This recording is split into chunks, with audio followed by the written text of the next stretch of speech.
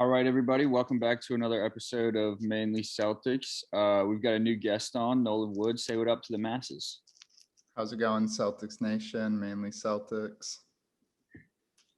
All right, it's good to have you on. We had a pretty up and down week here. A lot of emotion from this Celtics team, which really sort of boiled over on that Monday game a week from tomorrow when you'll be hearing this. The Bulls game was sort of a turning point for the young season here. Entering the fourth quarter up by 14, losing by 14. Correct me if I'm wrong, either of you, but that was the first time in NBA history a team was leading by 14 going into the fourth and then lost by 14. Yeah, I'm pretty sure that's true. They looked awful in that fourth quarter. Yeah. Especially defensively. Absolutely. And then that game then prompted a players only meeting before the Orlando matchup. We got heated Marcus Smart basically calling out Jaylen Brown, Jason Tatum. Mostly I would say that he's mostly calling out Jason Tatum due to the just sort of ISO basketball that's been going on and the lack of making shots, to be honest. Nolan, what did you see from the start of the week on there? Well, of course, the media takes a lot of stuff out of context and sort of blows it out of proportion. So I think Smart's comment was in regard to teams planning to double the Jays down the stretch. And then he did kind of say, like, I can't do anything in the corner. So really, I don't know. I think that the media blew the whole thing out of proportion a lot. But the one thing that I thought was an issue was just the fact that Marcus said anything at all. First of all, it's early and the rule changes have caused a lot of the stars to kind of have this period where they're adjusting. And with Jaylen, you just can't say anything. I mean, he's looking like one of the best 5'10" two-way players in the whole league.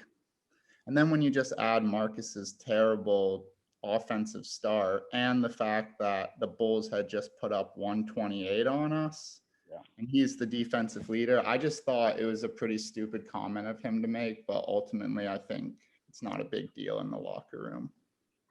No, I go ahead, Matt, go ahead. I think that was a little bit blown out of proportion because Ime kind of spoke about it too, where at least the team meeting, like it was literally like, oh no, like we were showing up to dinner and we told the players we'll give them like 30 minutes to talk before and if they wanted, like on their own. So it wasn't really like they had to have a whole players only meeting. And yes, it wasn't productive. It's not like they changed the door to the locker room and no coaches allowed. Yeah. And it was like something like the captains or like the leaders of the team set up on their own. It was like, yeah, we're having a team dinner. Some of the players you guys can meet beforehand and kind of talk about it. And that's when it kind of talked about, I think Woj said it was like unproductive and emotional. And it's like, yeah, we're not going to get a whole lot accomplished in 30 minutes, but leading into what we saw going forward, it did look like it accomplished something at least. I mean, obviously I can't overstate Al's impact on and off the court of what he does to this team. I feel like he's just that veteran presence, that kind of like old man, that just kind of the big brother of the team. Mm-hmm. And I just think that helps a lot. Like you talk about Marcus Smart being the defensive leader. I think Al is really the true defensive leader because of the position that he plays. Like he can anchor a defense alongside Rob. Like him and Rob together played fantastic, especially as of late. Offensively too, Al's been just such a calming presence. Like anytime I'm stressed or we've been turning it over, I'm like, just give it to Al. He'll, take 20 seconds off the shot clock and get a good look. Mm-hmm. Yeah. And we talked about that last time is like, and I think he did have an 8-assist game, like directly after we talked about it. Cause I was like, I don't know why they're not using Al as a playmaker enough. Like the Jays, they're struggling, especially Tatum, to like create their own shot. And you have this guy that's an incredible playmaker for a big man, a guy who is his first term in Boston was used a lot to run the offense out of the high post. And it seemed like we really got away from that. Yeah, so I think the game that you were talking about, Matt, was that double overtime loss to the Wizards. I think that was when Al sort of got a bigger piece of that offense, at least in terms of spacing and ball movement. It seemed like a lot of the time it was he was getting the ball in the high post, having set a screen or looking to set up another guy, cutting to the basket or on the wings, something like that. But it's so true. I mean, I love Al's little pump fake. It looks so stiff, but it's a great move because he's a very underrated shooter. I mean, like he's knocked down for the most part from the outside, and even though that little pump fake looks funky sometimes, it's pretty effective. But we have a lot to cover this week.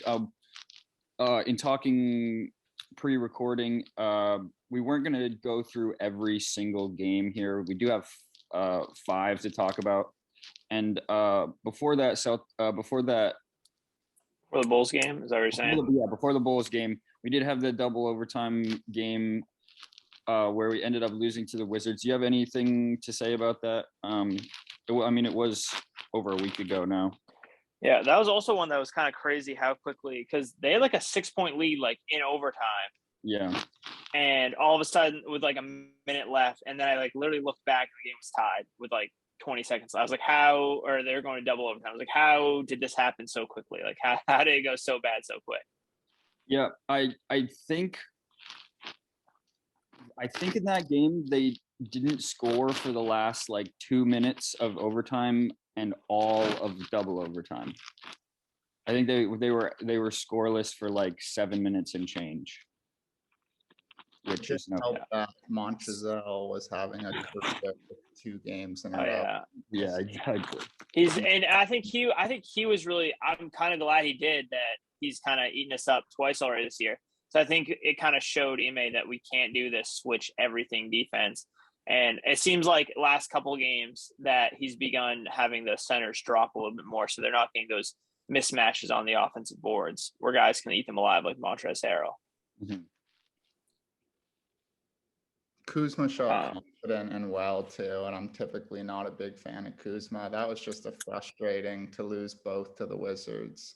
It was, yeah. They're not a great team, and Bradley Beal has not really played well. So it's just like they're a fairly deep team. I mean, they do have Montrezl, who I think is going to compete for 6th man of the year off the bench, but we definitely need to be doing better than what we've shown. And we sort of showed up in that Orlando game. I mean, it's always nice to have that team meeting, quote unquote, right before a pretty bad team to be able to go not blow some bums out of the water. We finally this was the first time after a whole bunch of really poor offensive quarters where opposing teams got out to 15, 20-point leads. We finally had a big third quarter, outscoring the Orlando Magic 31-10, which just ended the game there. Jaylen Brown, 28 points, 10 of 17 shooting. Just an overall very good game. Romeo and Neesmith both had pretty big games in this game too, right? In the Heat. That was a Heat game. I'm thinking of. My bad.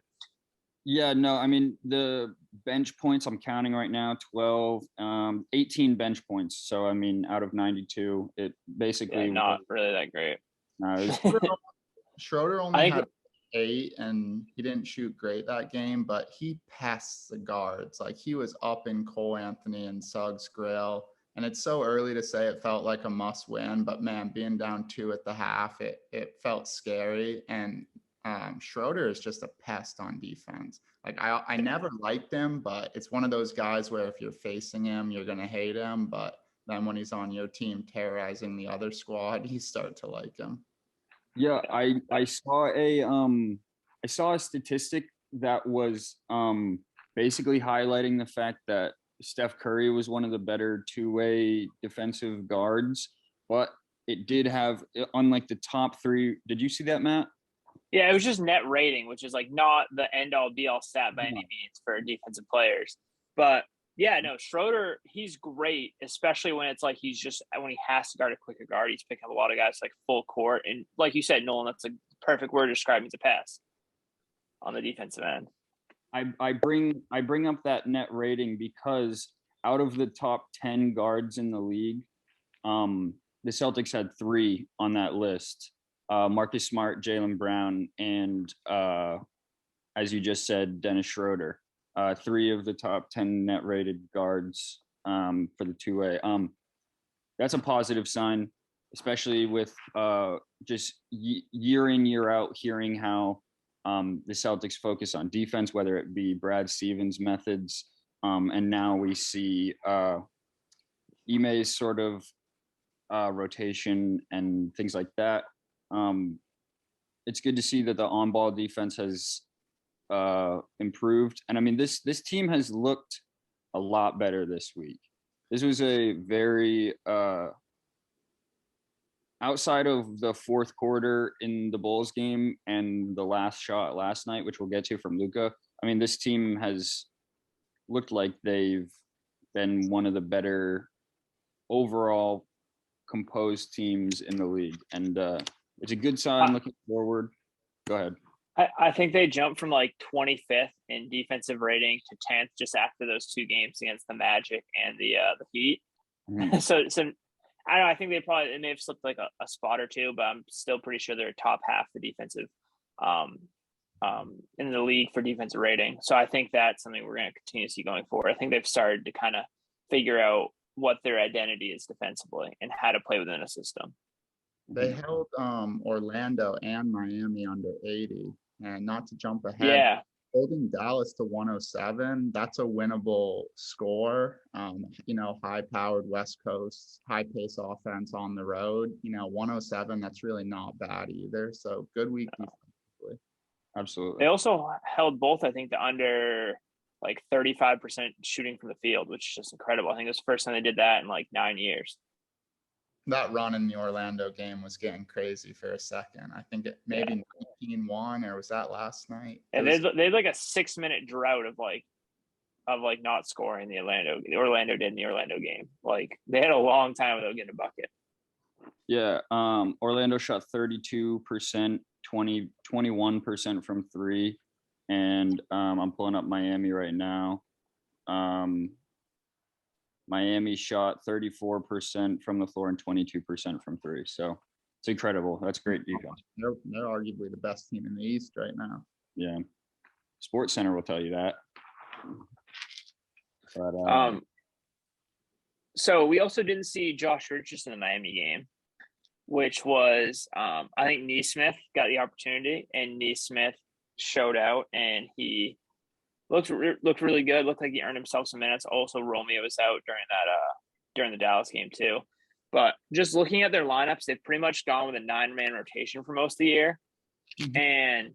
And the net ratings are the on-offs. So basically, like the net rating taken from the average net rating of your team. Just going down the list, Jaylen Brown's leading with 16.2. We've talked about how good Jaylen Brown's been all season, as well as he's 8th in scoring right now. Smart 11.1, which kind of surprised me, but obviously Smart's playing incredible defense. You mentioned that how good he is defensive wise, one of the top defensive guards in the league, and the net rate and the defensive rating wise on the court. Rob plus 8.2, Jason Tatum plus 5.1, Al Horford plus 4.1, Schroeder plus 2.1, which is all promising to see out of our top 6 guys. Mm-hmm. Then it starts to drop off. Romeo negative 5.2, which isn't terrible. You expect some drop off from kind of the second unit guys.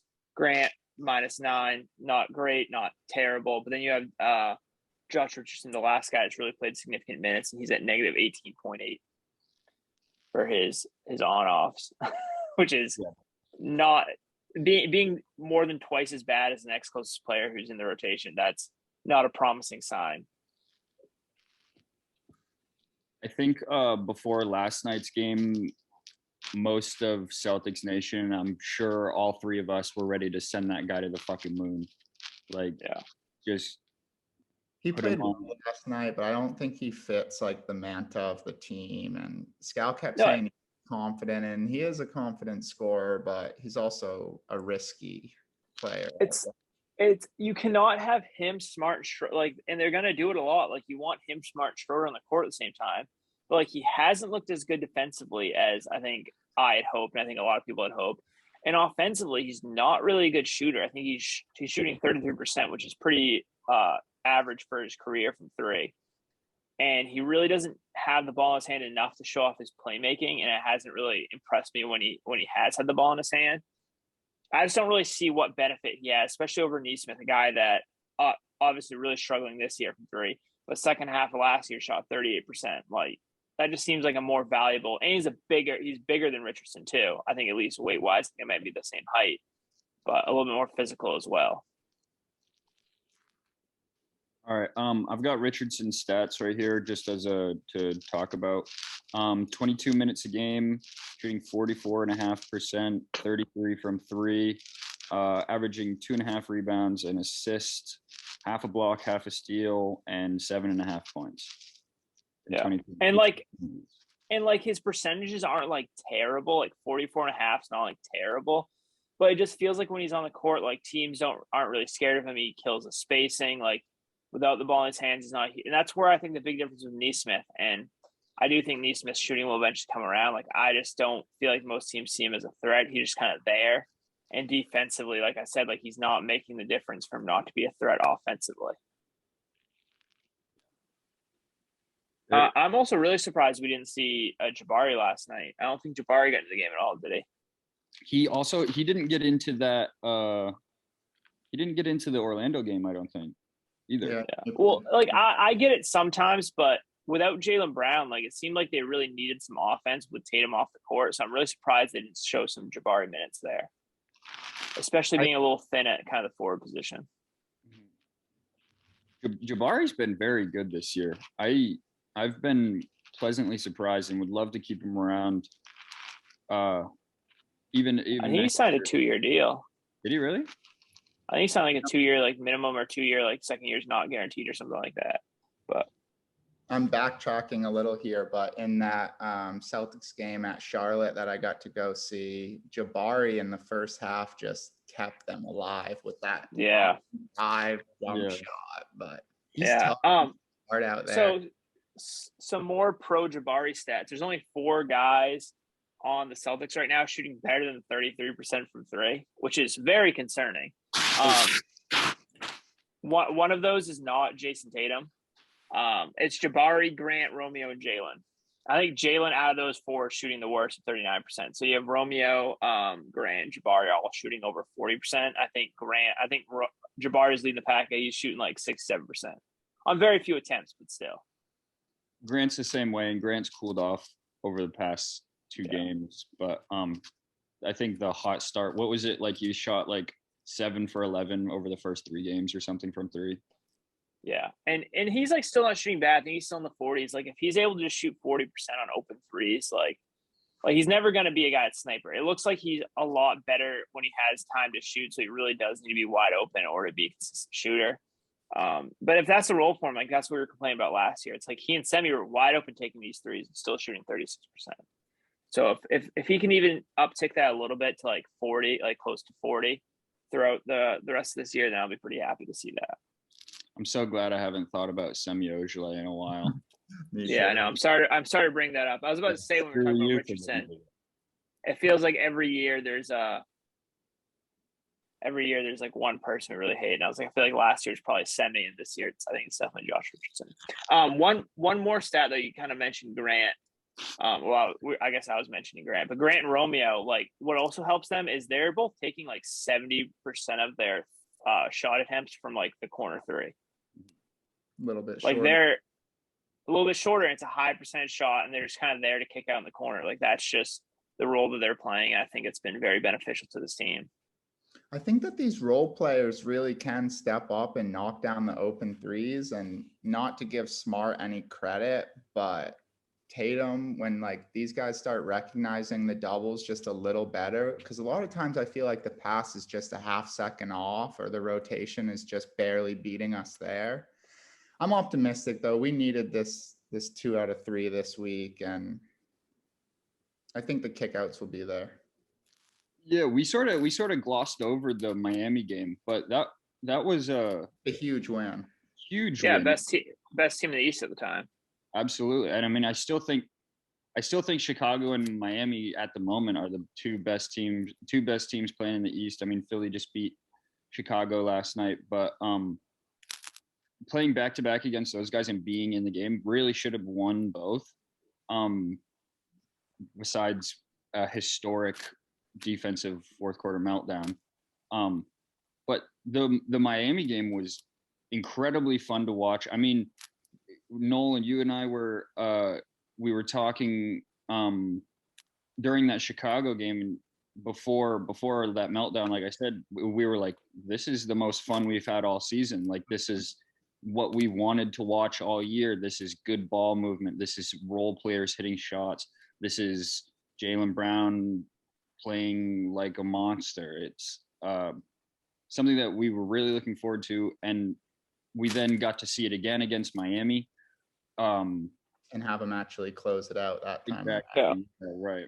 Well, and we saw it with, like, I'm going back to it. Of course, gonna pump my Romeo tires a little bit, but Romeo and Neesmith, like, that was a big thing. His bench production has been so spotty this year, especially outside of Dennis Schroeder.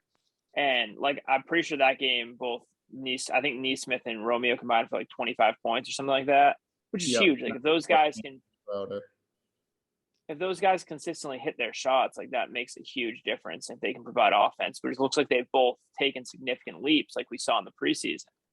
And that's why I want to see Neesmith. I don't know if it means we have to get rid of Richardson, but I think we just need more Neesmith. Like, even though his stats don't back it up, I think what he can do and what his ceiling is as a player is so much higher than what Josh Richardson is giving us right now. And I just think that it's time to unleash him.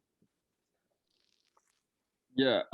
So do you guys have any more game recap? Because I'd like to talk about rotation guys. I'd like to talk about Neesmith and Pritchard and just like the inconsistency of their minutes. Do you have anything else, either of you, about the games that we saw?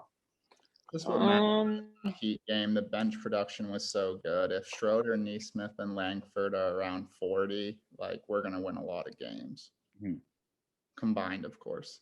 Yeah, no, exactly. My only last note was in the Mavericks game. It seemed like guys like Reggie Bullock and some of the other like non-main players for the Mavs were getting too many wide open looks just with the confusion defensively. So I think it could have been we had a couple guys out, like our couple rotation guys that have been in there last couple, like Jaylen and Romeo. Maybe there's a little bit of miscommunication there. And that foul at the end by Marcus is just, I don't know what he was doing there. Yeah, let's talk about that for a second. It came out on someone reported it post game that Ime didn't tell the entire team that the plan was not to foul. Yeah. Well, there's a 4-second differential between the shot clock and the game clock. So they would have had at least, like, as long as they secured the offensive rebound, like a chance to at least chuck up, like get the ball down court for the most part. Like, at least get a chance at a decent shot. Seconds. Yeah. So that's what I'm saying. Like, you could easily have moved the ball and gotten at least an open three, or even maybe if someone's really hustling down the court, getting a decent, like, pull-up shot. It wouldn't have been a great shot in the 4-second span of rebound to outlet to shot, but still, it could have been better than allowing them to have the ball for the final shot.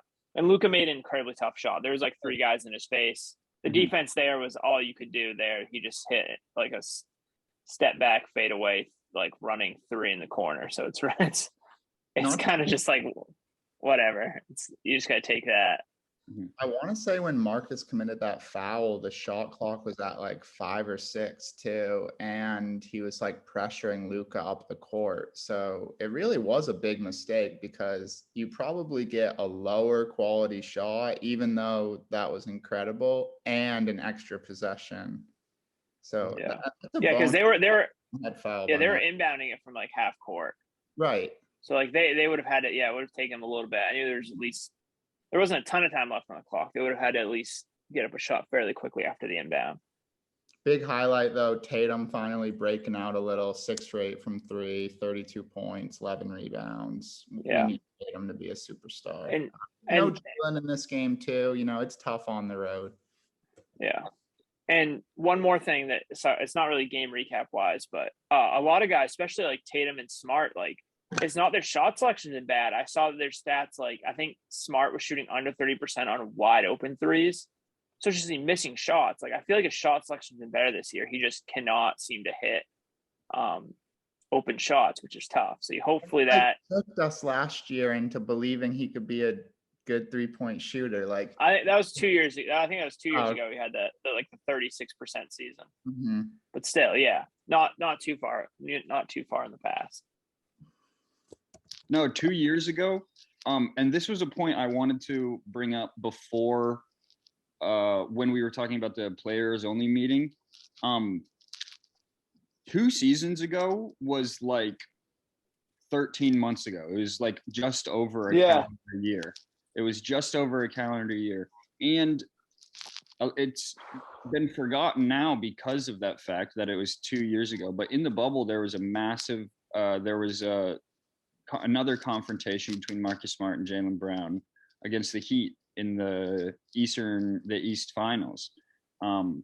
Something that, like I said, was basically a year old, but the guys have had to play 2 seasons now from that point. So I still think that well, I think Jaylen Brown and Marcus Smart are the vocal leaders of this team before Al Horford got here, and to have those 2 guys not butt heads, but have like to show emotion and to be almost confrontational. I don't know if it's a real locker room issue or if it's just like I said, 2 leaders trying to lead. So you guys have anything on that? I think it's a fair assessment for what you said. The only thing I would say is I think that unless Tatum just like is like, no, we must have Smart one, like he's just like right, like I'd rather have Smart than Jaylen, like kind of thing. And obviously you're gonna want Jaylen's already under contract, but extending him this offseason, I feel like if he and Jaylen had something seriously like going on between them, like some serious beef, I feel like they wouldn't have given Marcus Smart a 4-year extension. Yeah. So that was the only argument I had against that. But yeah, Nolan, you can go. I was just going to say, it felt like a bigger deal just because we had a couple ugly losses. So everything piles on top of each other with the media. Like it was a perfect day for anyone that doesn't like the Celtics to, get tweeting about some hate on them. Mhm. But I don't think it's a real issue. One, I think Jaylen is just such a level-headed leader. And I think Marcus is too, probably in the locker room, but I would just have some trust in them to work it out. And that's if it was ever even really a big deal. Yeah. And it's pretty simple. If it is a big deal, then Marcus can go. I love Marcus. But if for some reason everything's true and he like wants to be a star, that's not what we're paying him this big deal for.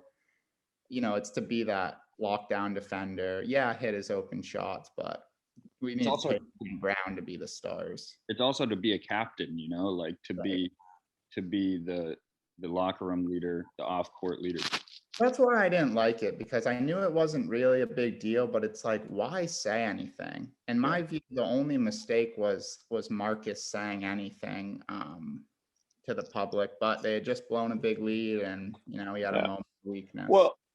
Well, to be fair to Marcus, like Jaylen Brown and Tatum are both, I think, top, 91st. I think Jaylen's 91st or something like that. And Tatum's like 99th percentile in like usage rate.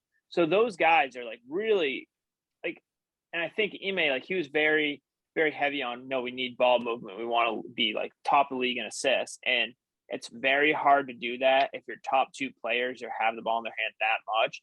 And neither one of them's best, like an elite passer. Like I think Jaylen and Tatum both taken steps to become better passers, but neither one's really like what I'd consider like a great passer. And the ball being in their hands so much, it's really not conducive to like getting easy looks for other players. No doubt. So that's pretty much it for game recap. Correct, guys? Nothing else. Time Lord looking great still. Yeah. This is the longest episode we've had without mentioning Rob. Yeah, I mean, he's just been solid. Like him and Al, like I like them a lot, and I like Rob is not a perfect player, and I've said that. Like, he has his flaws, but I think Al pretty much covers all those flaws for him and vice versa. Like, I just think that they're a very good like center pairing together, big man pairing.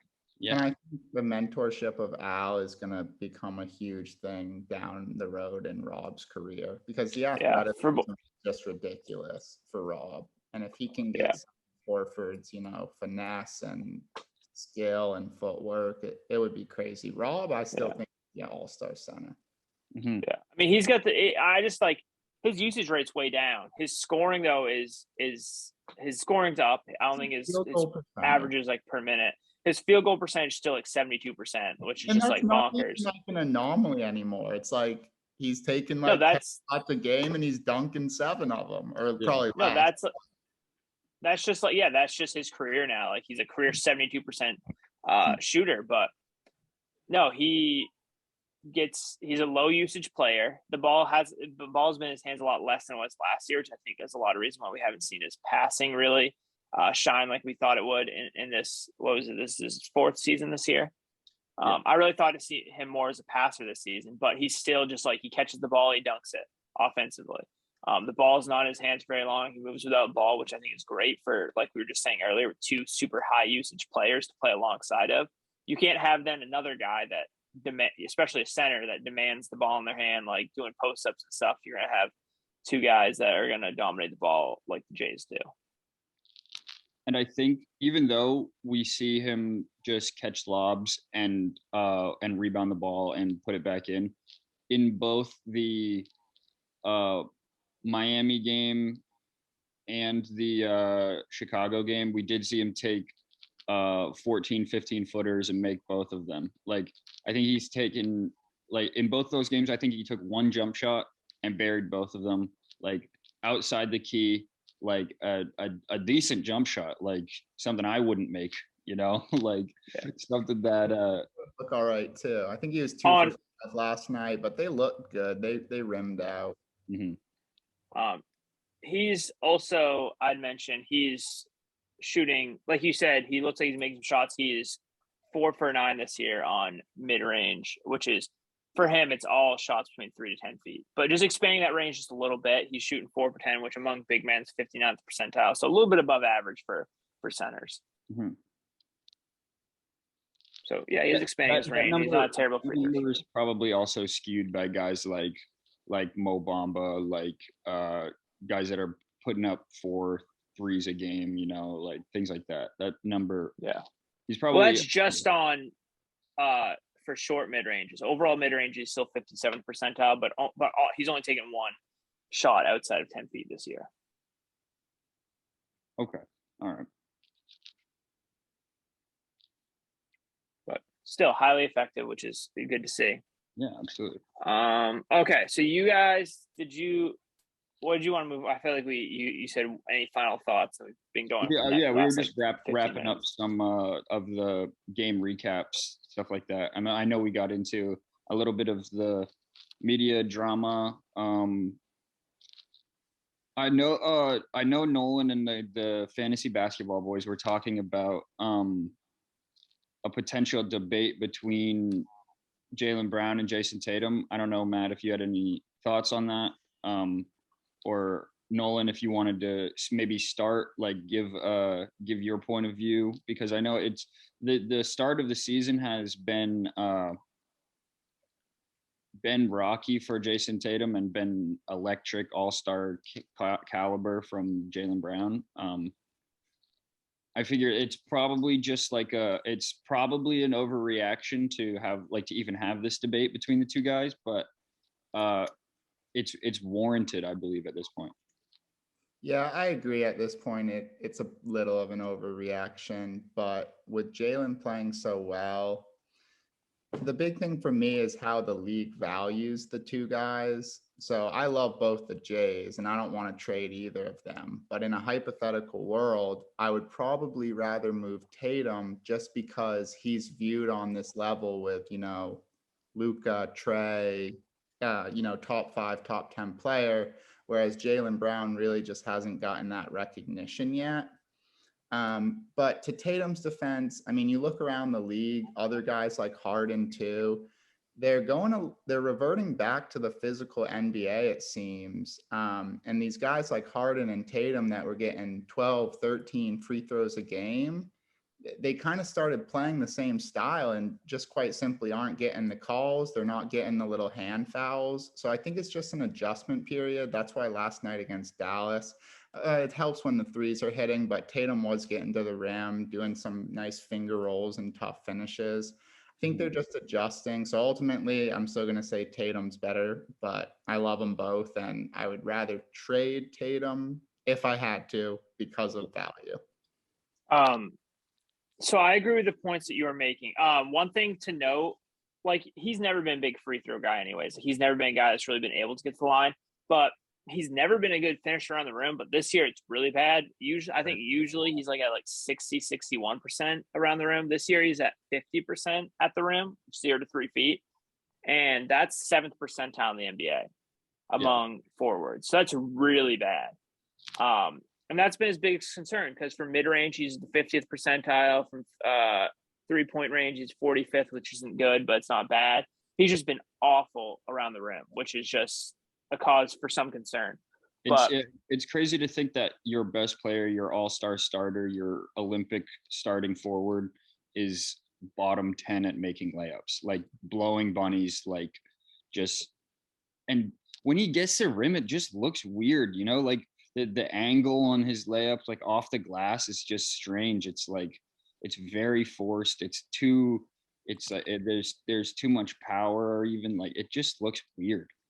Yeah, it's especially weird because I'm pretty sure like since entering the league, he's put on like 30 pounds of muscle, and he just hasn't gotten really significantly better at finishing around the rim, despite being like a much larger human being than he once was. Mm-hmm.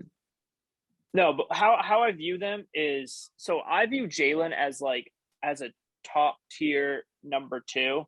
So it's like, as far as number 2s go in the NBA, like guys I consider like true number 2 players, like I don't consider like James Harden a number 2. James Harden is a number 1. Like he was the lead player on his team. He looks like now he's probably into that number 2 range. But just in like the skill set and like watching them grow, I think he's very similar to Paul George. Where I do think like his skill set is best when playing off another star. Whereas I think Tatum is at his best being the man, where I don't think Tatum would excel as well as Jaylen Brown does being a second option. But also what Tatum does better than Jaylen Brown for the most part is like creating his own shot. And also he's a little bit better playmaking for others. So I think like that difference like makes him more of a 1, which I think is why he is considered part of that echelon of like Luka, Trey, those guys. Whereas Jaylen Brown's kind of in a different category because his skill set's like, yeah, he's extremely good at what he does. He's like an all-star caliber player, but he doesn't yet have like, seems just from my point of view, the creation skills and the playmaking skills to like be the main focal point of a championship offense, where I think people view Tatum as a guy that's on his way to becoming that type of player. Yeah, I think Jaylen Brown's shown flashes of the creativity of bringing the ball up, things like that. But you're right. I mean, Jason Tatum is a generational guy, a monster in every aspect of the game, and just shots need to go down. I mean, if he makes 5% more of those layups that he's making, he's out of the basement. In terms of a couple more wins. Yeah, exactly. I mean, if he just reverts back to like what his career average is, which is still bad at like 60%, like that's a 10% jump.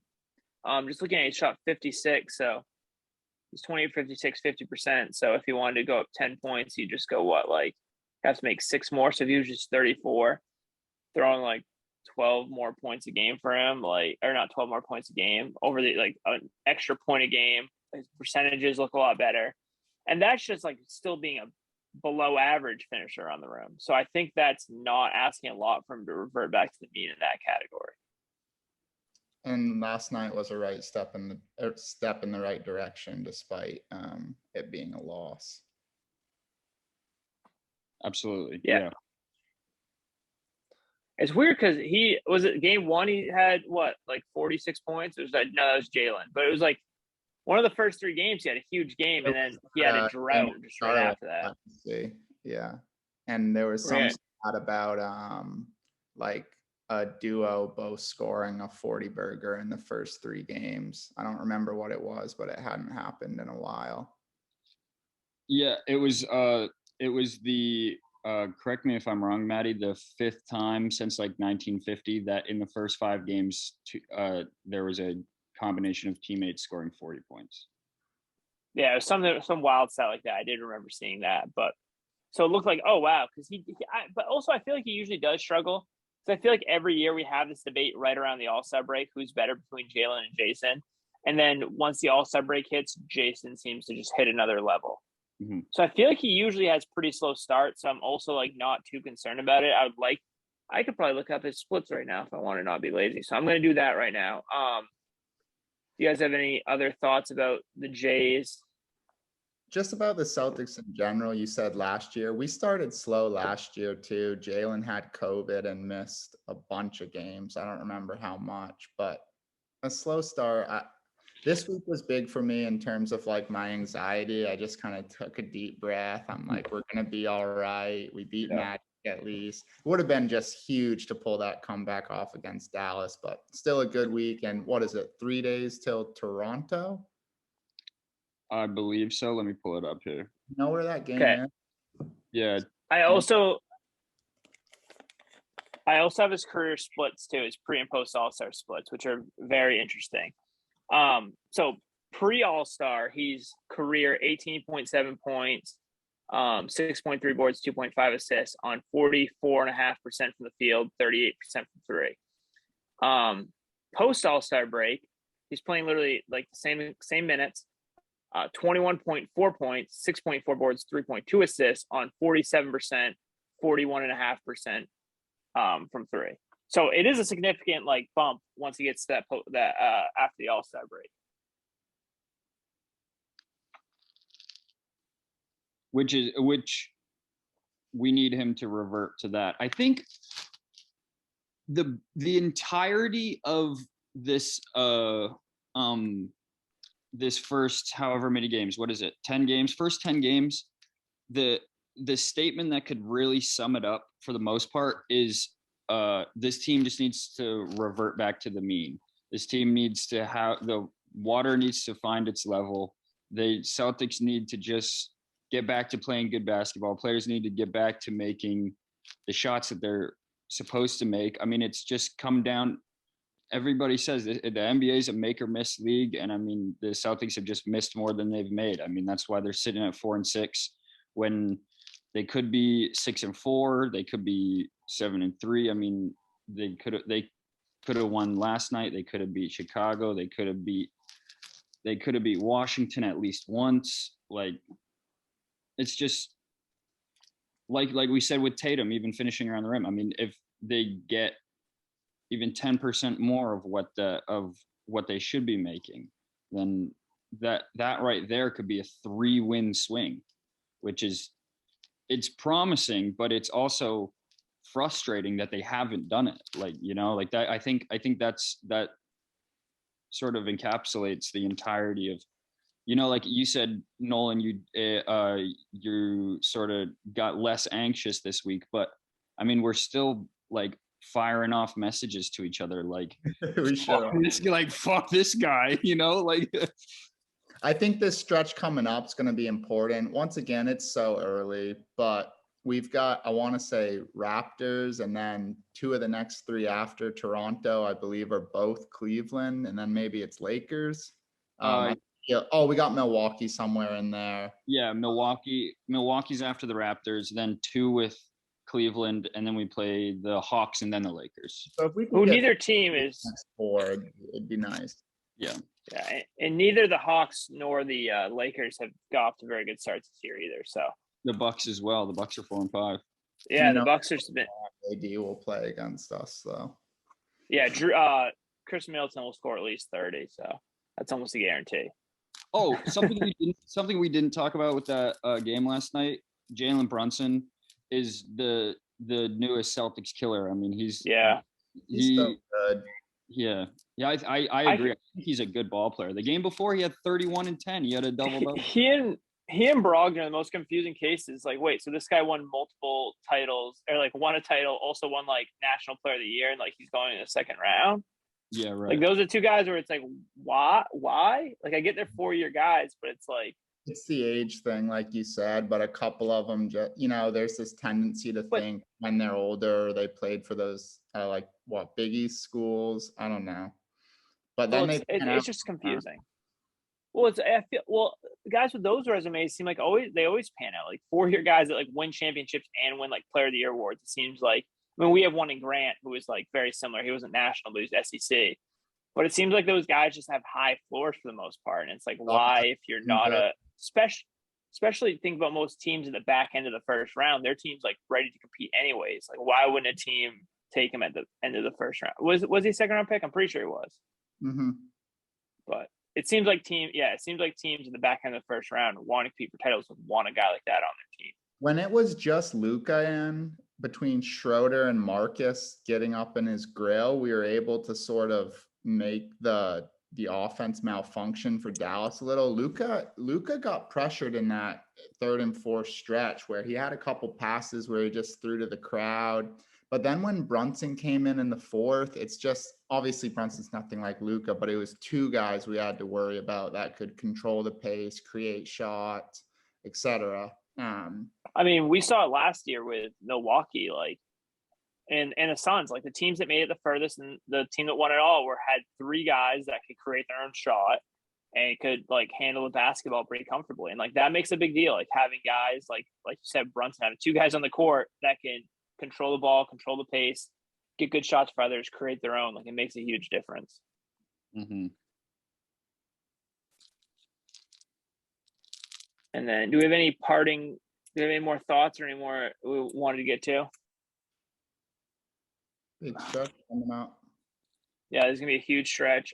Like I said, like I was looking at stats. Typically, October is easily his worst month. And we said pre and post All-Star, so it usually starts heating up now. It's like October's like easily his worst month, whereas he kind of goes up and down, and then post All-Star break he really starts to take off. So hopefully it's Tatum's just yearly woes of having a slow start. Yeah, which in order to take, we always talk about that next step with Tatum. I mean, I don't think he really has many more steps to take. I think he's a top 15 player in the NBA, but that would be something that needs to change. He needs to come out of the gates scoring 30 points like we saw at the end of the bubble season, like we saw at the end of last year, just being able to go out and get 40 efficiently, like that's the type of player he can be. But if you start slow like this, then your team is behind. Teams are forcing the other players around you are getting different defensive looks than they normally would get with Tatum scoring like he can, making the shots that he can. It handicaps the entire team offensively. So yeah. So hopefully he figures it out. But either you guys gonna go see Eternals? See what? No. Eternals. Haven't even heard about it. Okay, whatever. No one ever wants to talk Eternals. Marvel would. I watched Dune. Did you watch Dune, Nolan? Dune was very good. I like Dune. What'd you say, Nolan? What'd you say? I haven't yet, but I've heard of it. My buddy was telling me to watch it. What did you think, Matt? We don't. I really liked it. I thought Duncan Idaho was a great character. I thought obviously like the action scenes were great. I thought the cinematography was great. The one knock I'd have against it was you kind of don't really get any plot. I mean, there's no real conclusion. It seems like there's a lot left to be explained, but I also gave it the benefit of the doubt with knowing that there's a second. Like they set it up for a second one on the horizon, and yeah, I know it's like based on what I've heard other people talk about. It's like there's like no way you could fit the whole thing into one movie. Like it's just too much lore, too much stuff that happens. I thought his mom was a good character too. Timothy Chalamet's mom Yeah, was a good character. But yeah, that one was good. And I like Eternals. Like, speaking of Dune, like I compared them not in the way that I think Dune's a much better movie, but I think the Eternals, like the ensemble cast, especially when you're introducing like a multitude of like new characters, it is hard to do. It's very hard to do. So it's like you gotta leave some expectation that you gotta like lower your expectations a little bit with that. But even then, like comparatively, I think most people that like any kind of sci-fi type movies, like if you like Star Wars, man, that's something you really enjoy doing. mm-hmm. You guys follow tennis at all? Nope. Djokovic just beat Medvedev. That's 1 and 2 in the world for the ATP Paris Championship this morning. It was pretty. Anti-vax Djokovic. Is he? I didn't even know that. No, he held a no mask allowed event, and then like it was a super Right. spreader event, like wherever he was. Well, no, not my goat is what I'm gonna say. say get your vax, but still my goat. Yeah. I mean, it would be impossible for him not to end up the greatest tennis player. Yeah. I mean, even like Federer has had an awesome career. He's on the downswing. Nadal, again, king of clay, like on the downswing though. Like at the end of his career, those guys are still gonna play great tennis. But Djokovic is gonna keep playing tennis at a tremendous level for a long time. Highest level. Yeah, so this was the rematch. Medvedev like spoiled the Grand Slam for Djokovic. Yeah, Medvedev won the US Open, correct? Right. So this was kind of just if Medvedev does ever, try stacking a resume against Djokovic, these like old versus young, wins look big. I think of it with like Brady and Mahomes, even though I think the odds of Mahomes has dissipated a little this year. It's like even if they suck. him in rings, you would say, well, Brady beat him when he was 43. So yeah, right. These kind of wins solidify it. Mm-hmm. Yeah, I'm also not tuned into tennis at all. World Series of Poker starts this week too, right, Noel? I'm not big onto that. I like watching like the Facebook clips of like Granu. He's funny, but I don't know it. I don't have cable here, but I have like a online television, and one of the channels that they just have the poker channel run without commercial. So I'm just like, I just leave that on the TV whenever I'm not like watching HBO or Hulu or anything like that. So I catch a lot of old poker stuff, and I'm pretty positive that the World Series of Poker starts this week. Sweet. Yeah, so big into that. Anything else? I mean, we saw the Braves win the World Series. That was pretty cool. Is that this week? Yeah, that was like Wednesday or Thursday. Wow, it was a long week. Yeah, I think it was Tuesday, but we also had, we didn't talk about, but we had the Henry Ruggs incident, and yesterday we had the Astroworld incident. Another like crazy week of it was a big news week. You didn't even mention like what's it call it, Sarver. We didn't even mention Sarver. That's a basketball related story. We didn't even mention Ethereum to all-time highs. I know. Yeah, this is a big news week. We try to keep it to basketball for the most part. Yeah.